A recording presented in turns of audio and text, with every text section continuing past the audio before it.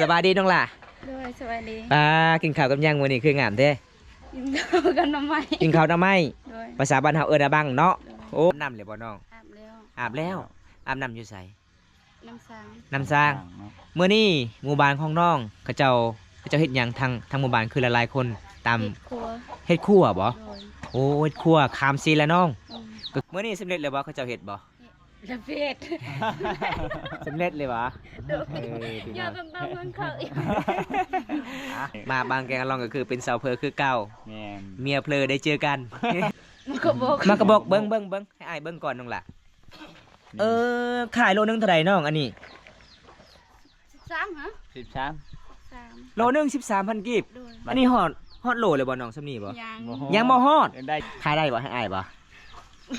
บ่ฮู้อ้าวพี่น้องเอ้ยยังเสือคือเก่าเด้อ โอ้ไม่ยังไอมามื้อนี้เจ้าคือ1 2ขาดเข้า ซื้อมาติเบียงบ่น้ำบ่ยังมีคู่กอดบ่คุณยังมีเลยครับบ่มักอยากมีคู่อยู่แต่ยันเขาบ่มักคันถามน้องว่าสิเอานี่อายุประมาณเท่าใดน้องสิเอาได้น้องล่ะเอาแบบเอาได้อายุเท่าใดก็ได้แค่จริงใจก็พอ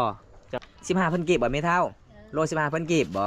โอ้แม่เท่าคายว่า15,000กีบเนาะแต่อ้ายให้น้อง20,000กีบเลือกบ่ต้องถอนน้องล่ะ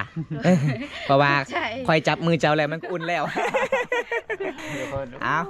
านุ่นสอยน้องก่อนนะทุกคนเลยขอให้น้องซื้อเกลือซื้อปิ้งนัวหาบ่มีเงินมีคำน้องขาย15,000กีบแม่เท่า5,000กีบขอมันลูกสาวแม่เด้อได้บ่แม่เท่าไปล่มอยู่ตารางหรืออยู่ล่มอยู่เทิงอยู่บ้านขึ้นห้องเลยบ่น้อง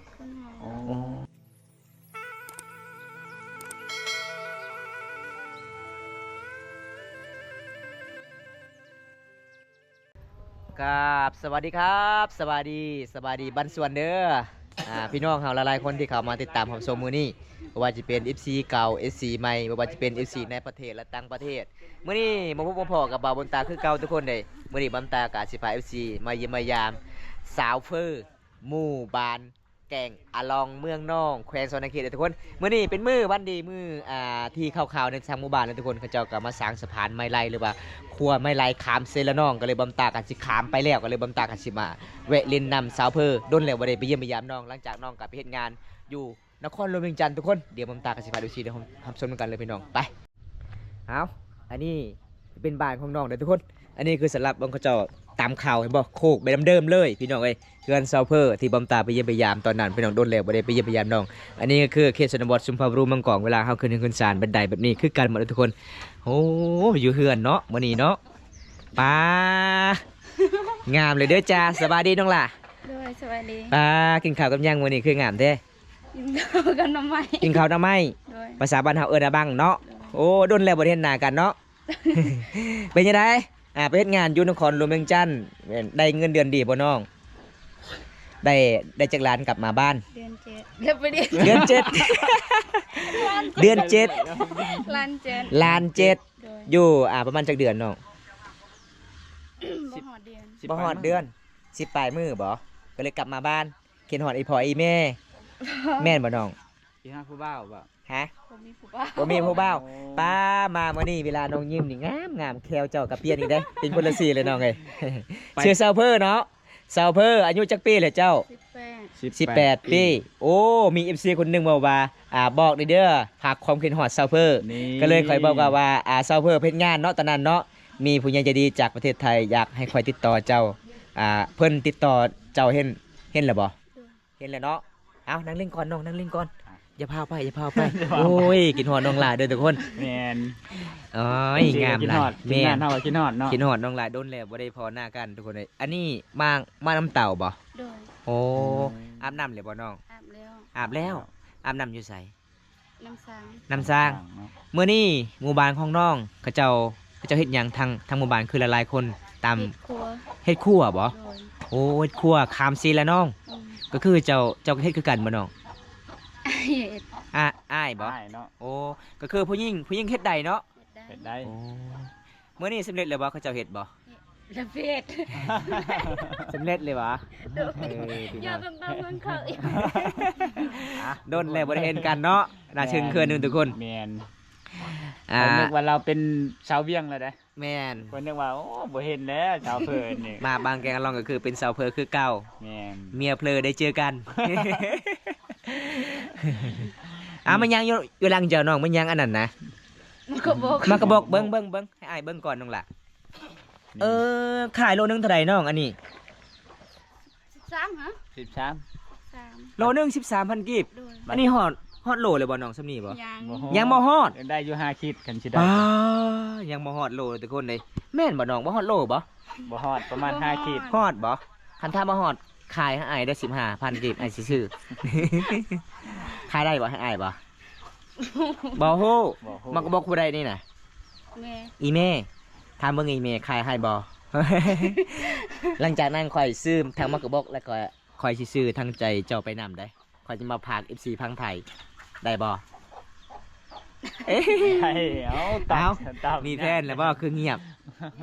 ยัง เนาะ เอาพี่น้องเอ้ย โอ้ ยังเสือคือเก่า เด้อ FC เด้อ ยังเสือคือเก่าปลาไม่ยังไอมามื้อนี้เจ้าคือ1 2ขาดเข้า ซื้อมาแติเวียงบ่ บ่ ก็คือสไตล์แบบนี้เนาะ แม่ ราคาซองแบบนี้ราคาบ่แพงบ่ แพงคือขั้นเนาะ บ่แพง อ๋อ คันซองงามดิเป็นจังไดแพงบ่น้อง แพง อ๋อ เดี๋ยวต้องหรือเปล่า แพงเพิ่นว่าแพงนี่ทุกคนถ้าเพิ่นถ้าผู้ใดมักเพิ่นแล้วแพงอีหลีอีหล่อเด้ กินฮอดจนใจสิขาด ขนาดบ่มตากันมาเฮือนมาสารเพิ่น มายามสาวเพื่อ ไผย้อนอีแม่บ่ โดย เอ้าไอ้แม่คืออยู่ไหนวะ อีแม่นึ่งข้าวไว้แม่แม่บอกว่าพิงไฟ พิงไพ่อีแม่ขายบะมากระบอกในใบแม่ก็ได้เนาะไม่เท่าฮะโล15อันนี้ฮอดบ่โลนึงเป็นไม่เท่าฮอดบ่เอ้าฮอดบ่โลนึงบ่โอ้หาให้อายใส่อายทั้งอย่างเลยเด้อสาวเพ้อใส่ให้อายทั้งอย่างเนี่ย ประมาณ5ขีด หางให้กระยา 1 กรัมกระยาพอใจอยู่แล้วซื้อ ของสาวเพ้อคนงาม กินนี่แล้วก็คือบ่กินข้าวก็อิ่มนี่น้องล่ะ แซ่บของผู้ชายในแซ่บเนาะ แซ่บ เป็นไงรสชาติ อร่อย อร่อยกลมกล่อมตะกั่วแซ่บเนาะ เอาทุกคนเดี๋ยวมาซื้อซอยน้องก่อนมาเหนียวนุ่นซอยน้องก่อนเดี๋ยวทุกคนน้องมาขายมากระบอกให้กิน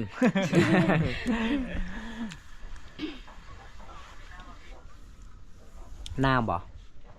ยังมีคู่กอดบ่ ว่าเรื่องคูณ ฮะ ยังมีเลยครับผม แต่เขาบ่มัก อยากมีคู่อยู่ แต่ยันเขาบ่มัก มีคนมักแล้วตอนนี้ เอาบ่คันทานน้องว่าสิเอานี่อายุประมาณเท่าใดน้องสิเอาได้น้องล่ะ เอาบ่ เอาได้ อายุเท่าใดก็ได้ โดย แค่จริงใจก็พอ จะ เพ มา ราะว่าคันสิเอาก็คือ เอาย่ำหนาตอนนี้เนาะคันหนาแดกคือบ่เอาแล้ว ย้ำแรงคือบ่เอาบ่เจ้ามักสเปคแบบใดผู้บ่าวเจ้า ระวังแบบใดสเปก แบบสูงๆหรือเตี้ย สูง ๆสูง แสดงว่าน้องมักคูบาวสูงเนาะก็คือ แม่ เอาพัวพลังเลยเด้อจ้า สูงข้าวบ่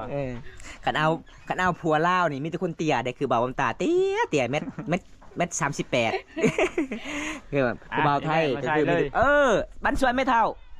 โอ้บ้านสวนเนาะ ส่วนเด้อ บ้านสวนไปว่าสบายดี เอาใส่รถน้องละใส่รถ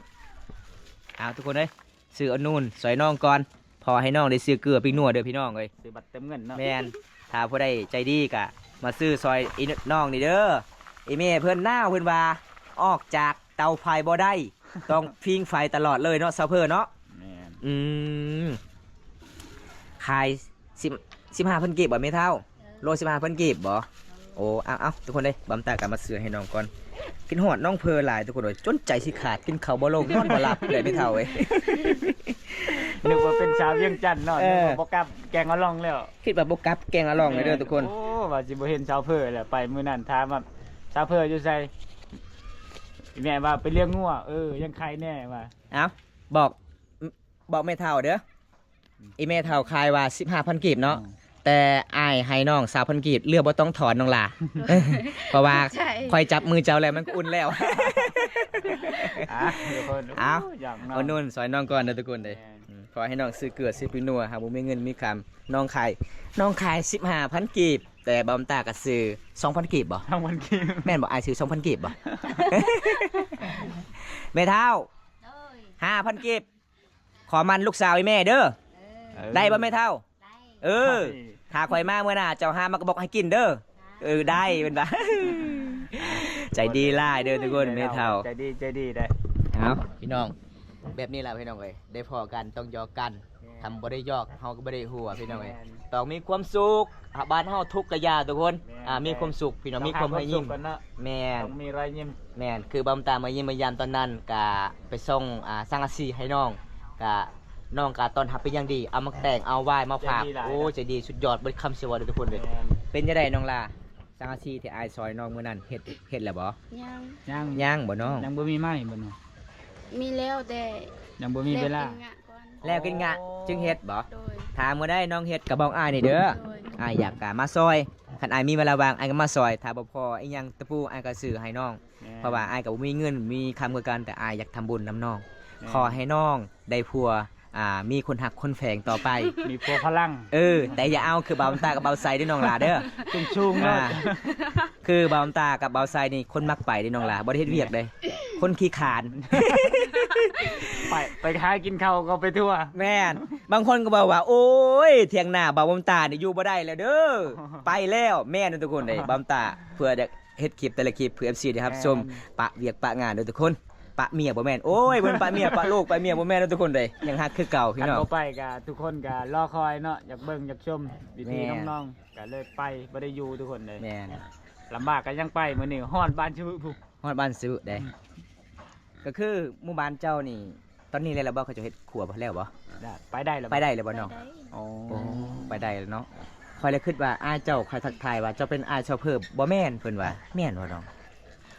บ่แม่น อ้ายของน้องนี่แบบใดคอยก็เลยลงเลยได้หมู่บ้านของเจ้านี่คล้ายๆกับอ้ายเจ้าหน้าตา เป็นพี่เป็นน้องลูกปลาลูกลุงเลย แม่นบ่น้องอ้ายเจ้าชื่อว่าจังใด นะ เนอร์วินเนอร์บ่ อ้ายเจ้าเอาเมียแล้วเนาะ เอาแล้ว เอาแล้วเจ้าเป็นลูกสาวลาบ่ โดย โอ้ลูกสาวลาน่าจะขะดองแพงได้แม่เฒ่าลูกสาวลาของแม่เฒ่านี่เท่าใดเนาะขะดอง 50 ล้าน 50 ล้านก็คือลบ50 ล้านยังเหลือเท่าใดเนาะแม่เฒ่า บ่ได้ลุดเลยบ่ บ่ได้ลุดบ่อ๋อ ลูกล่า ลูกลาเนี่ยบ่ลุด ลุดบ่ได้เนาะลูกลาก็คือ50 ล้านเลย 50ล้าน เอ เด้ อ อ FC พังไทยเด้อ เอาสมมุติว่าแม่เฒ่า ลูกสาวล่านี่มีคนสนใจลูกสาวล่านี่ถ้าแต่งปันแล้วนี่ให้เอาเมื่อประเทศไทยได้บ่50 ล้านแต่งไปเลย เจ้าสิให้เมื่อบ่แม่ หรือว่าให้อยู่บ้านเฮา ได้ ได้ ได้ โอ้ เนาะ แสดงว่า อ๋อ ลูกสาวบอกไอ้แม่ได้เลยแม่ อันเจ้าบอกบ่ได้ก็คือข่อยบ่ได้ผัวได้แม่เอ้ย แสดงว่าตอนนี้อยากได้ผัวแฮงอีหลี เอ เนาะ อ โอ้ มีความสุขเลยทุกคนเลยมาเยี่ยมมายามน้องเพิ่นกับแบบนี้ล่ะพี่น้องโดนแล้วบ่ได้ไปเยี่ยมไปยามน้องเพราะว่าน้องก็หาเงินหาคำเนาะน้องล่ะเนาะ แม่ หาเงินหาคำกับบ่ได้ทุกคนเลยอยู่ประมาณ10ปลายมือพี่น้อง20ปลายมือเนาะ20ปลายมือน้องก็เลยกลับได้เงินล้าน7แสนได้เงินแล้วน้องซื้อหยังน้อง ให้แม่นบ่เลย ซื้อข้าวกินบ่ โอ้ แล้วก็มาใส่แขวงามๆเนาะ ใส่แขวก็ยังบ่มีคนมักโอ้พี่น้องเอ้ยเอาใส่หยังอีกต่อไป ใส่ใจเลยนะ ใส่ใจเลย ใส่ใจนี่มีแน่นอน เออ FC พังไทยมาเด้อถ้าผู้ใดยังโสดก็สนใจก็มาล่มมาจีบมาโหลดขาดองก็คือ50ล้านแม่บอกลดบ่ได้ได้ลูกสาวล้านแล้วว่า ลูกสาวลา50 ล้านคันลูกสาวกกก็คือสาวล้านเนาะแม่เฒ่าเนาะเออ อารมณ์ดีอีหลีทุกคนแม่เฒ่านี่โอ้ยไปทางใดก็ให้เห็นอยู่ใส่แม่เฒ่าก็ยิ้มพี่น้อง แม่น น่าฮักหลายพี่น้องบ่เป็นจะเป็นลูกสาวได้ก็น่าฮักเลยทุกคน เวลาจะไปนอนเนี่ยจะไปนอนอยู่ไสเนาะอยู่นี่บ่ นี่ ห้องนอนจะบ่มีดอกมีผ้าบ่ มี มีดอก โอ้ข่อยเลยคิดว่าบ่มีคันผู้บ่าวไปลบนี่น่าสิต่ำกันแน่นอน ผู้บ่าวไปล่มนี่ล่มอยู่ตารางหรืออยู่ล่มอยู่เทิง อยู่เทิง อยู่บ้าน ขึ้น นั่นเลย ขึ้นห้องเลยบ่น้อง ขึ้นหอ โอ้ แสดงว่าจังไดเบาไกลเบา บ่ใช่ บ่ใช่ กับบอตอนแรง มื้อแรงค่อยสิมาเล่นเด้อ เออ นี่หลายๆคนบอกว่า มันแม่นอีหลีบ่ว่าผู้ชายมังกรนี่ขึ้นไปเล่นอยู่ห้องนอนได้ก็แม่นอีหลีเนาะก็คันลงข้างล่างนี่พิธีได้เนาะนี่ทุกคนก็ ก็ คือ คือไอ้พลอยไม่ให้เนาะลงจนล่างคันเฮาลงผู้บ่าวอยู่ตารางคือไอ้เมย์พอบอกว่าหายบ่ดีแล้วเนาะบ่ดีไปกับผู้บ่าวบ่ก็เลยนั่งเล่นนั่งแอนอยู่เฮือน โดย ให้พลอยแม่ได้ยินซึ่งว่าข่อยฮักเจ้า แล้วข่อยสิกล้าบอกว่าข่อยฮักเจ้าเด้อจะหน่อยพลอยแม่เจ้าได้ยินว่าเอาได้อลูกสาวเอ้ยอย่าเอาเด้อ ต้องเว้าเลยบ่น้องบ่ปิดบังเลยบ่ โดย โอ้บอกให้พลอยแม่ได้ยินเลย แต่ก็เว้าเสียงค่อยๆนิดนึงเนาะคันเว้าเสียงดังก็คือไอ้พลอยแม่ตื่น อ่ะทุกคนเป็นตะมวนหลายเลยมาเด่นมาแอนกับน้องก็โอ้ใจดีหลายน้องก็อารมณ์ดีมื้อนี้ โดนแล้วบ่ได้มาเยี่ยมมายามคอยแล้วคิดว่าโอ้ชาวเพิ่นบ่เมื่อแล้วเป็นชาวเวียงจันทน์แล้ว แวะไปเบิ่งมื้อนั้นก็บ่เห็นโอ้ว่ากินฮอดประธานมื้อนั้นไปใส่ไปเลี้ยงงัวว่าโอ้ยังใครแน่ว่ายังมีโอกาสได้พอกันอยู่ว่า เดี๋ยวนี้ยังไปเลี้ยงงัวเลยว่าปล่อยแล้วน้อง เลี้ยง ยังเลี้ยงบ่ โอ้ โอ้งัวเขาน้องได้จักโตน้อง สี่ 4โต โต โตเทิกก็มี มีบ่ฮะไปไว้หยังสาวเพอ อึดได้บ่แม่นอึดก็คือว่าบ่มี บ่มีเนาะโอ้สิแรงได้จังได้เพื่อสิได้ลูก มี งัว แต่ตัวแม่ มีแต่ตัวแม่ยากเนาะสิได้ลูกเนาะแสดงว่าเจ้าเลี้ยงปีใดก็คือ มีที่สิโตตลอดเลยบ่มีฟันขยายเลย โอ้ยขยันนะทุกคนสาวคิดนี่เนี่ยพี่น้องเอ้ยเอ้าพี่น้องเอ้ยขินฮอดน้องลายยามแรงๆนี่น้องอาบน้ำกันแล้วเฮาก็สิกลับบ้านกันเด้อน้องเด้อ แม่น เพราะว่ามื้อหน้าอ้ายมีเวลาว่างก็มาเยี่ยมมายามไม่เนาะได้บ่น้อง ได้ ได้เนาะคันมี FC พังไทยพังลาวอยากมาก็มาได้บ่ มาได้ มาได้บ้านเฮาตอนนี้สร้างสะพานไม้ไล่สำเร็จเลยเนาะ แม่น การไปมาก็สะดวกสบายอยู่คันท่าเฮาไปตอนนี้เขาจะเอาเท่าใดน้อง1คัน 1,000 โดย บน3ครับ30 401,000ร้อยเด้ อ่า บน40อันตะไม้นตะ อ๋อแสดงว่ามื้อนี้ยังไปบ่ได้เนาะมื้ออื่นยังไปเด้อทุกคนถ้าบ่ได้อยากมาเที่ยวมาเยี่ยมมายามชาวอำเภอก็คือมาได้มาท่องเที่ยวได้ มีจุดเดียวในประเทศลาวเฮาแขวงชนบทเขตหมู่บ้านแกงอะลองสร้างสะพานไม้ไล่ขามเซละน้องความยาว270 เมตรเนาะจะได้อายขอกลับกันเด้อน้องเด้อเมื่อหน้าผู้พอกันใหม่ขอกล่าวคำว่าสวัสดีบันสวนบ๊ายบาย อ่ะ กลับกันได้ไม่เท่าเด้อบ๊ายบายบ๊ายบาย ทุกคนหลังจากบอมตากลับมาเยี่ยมมายามสาวเพอคนงามเดี๋ยวบอมตากับสิพา FC อัปเดตสะพานขามเซละน้องในหมู่บ้านชาวบ้านแกงอะล่องมื้อนี้บรรยากาศ5 โมงแรงเลยทุกคน5 โมงแรงชาวบ้านกะสิทำสะพานไม้ไล่มื้อนี้กะสิแล้วเลยบ่พี่น้องเบิ่งชาวหมู่บ้านกะได้รับชมบรรยากาศยามแรงในหมู่บ้านแกงอะล่องผู้แซวผู้สาวอะไรหลายคนเลยทุกคนฮู้สุดยอดหลาย สบายดี ดี บันส่วน โดยวันสวน น่ารมเหียแกฮะสาวโทสาวไทยบ่นี่บ่โอ้มาถามผู้บ่าวบ่น้อง แม่นมาถามเบิ่งผู้ว่าว มาถามเบิ่งผู้บ่าวถามสะพานไม้ลายบ้านเฮาเป็นยังไงมื้อนี้แล้วบ่เขาเจ้าสร้างสะพานบ่ แล้ว แล้วเลยบ่ สิแล้ว เป็นยังสาวโทสาวไทยคือบ่ได้ซอยเขาเจ้า แล้วเห็นบ่เป็นนะ เฮ็ดบ่เป็นมีแต่แนมเบิ่งซื่อ แม่น ๆใส่ใจได้แต่มองเนาะโอ้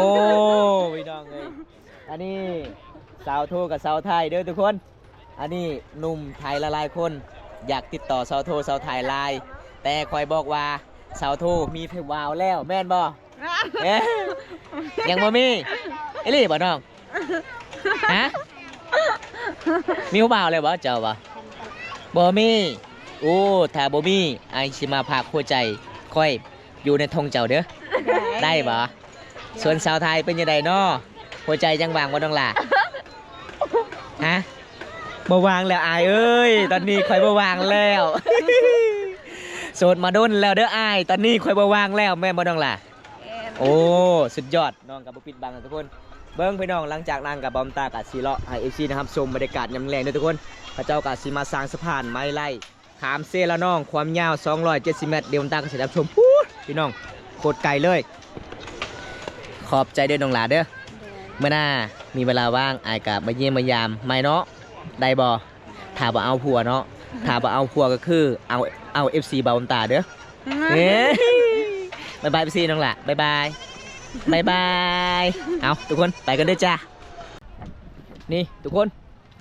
บรรยากาศยามแรงๆอันนี้ก็เจ้ากับมาซานซีเรียสเลยเด้อทุกคนเลยเพราะว่ามื้อนี้ก็ยังไปบ่ได้เพราะว่าชาวบ้านก็ยังซานยังบ่ทันได้แล้วเทื่อพี่น้องอันนี้เป็นครัวที่กระเจ้าสร้างสะพานมื้อหนึงกับซีเรียสเด้อสบายดี ไม่ดี เจ้าเฮ็ดครัวคือกันบ่น้องอ๋ออยู่ไสหน่วยเจ้า นี่แหละ อยู่นี่ก็คือตอนนี้เจ้ามีแต่น้ำเบิ้งเนาะน้ำเบิ้งก็แล้วขอบใจด้วยน้องลาเด้อ ไป โดยเอาพี่น้องเอ้ยนี่พอสาวสวยบ้านป่าเด้อน้องลาบรรยากาศในเขตชนบทหมู่บ้านแกงอะล่องเป็นความสามัคคีทั้ง3หมู่บ้านเด้อทุกคน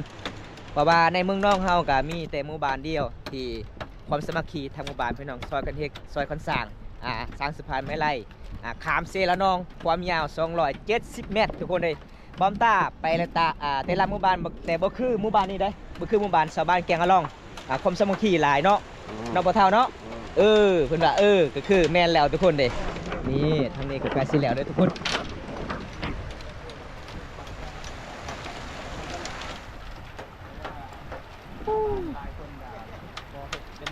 พระเจ้ามาสานนี่บ่พี่น้อง